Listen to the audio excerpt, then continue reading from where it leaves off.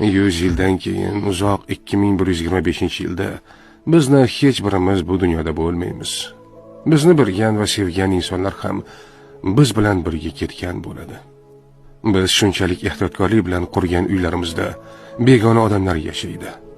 Butun hayotimiz davomida mehnat qilib yig'gan mol-mulkimiz bizdan keyin kelgan avlodlarga yoki notanish odamlarga o'tadi.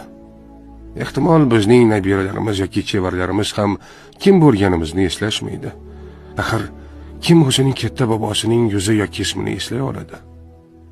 Biz ketganimizdan so'ng bir necha yil o'tib, do'stlarimiz va yaqinlarimiz ham biz haqimizda unutishadi.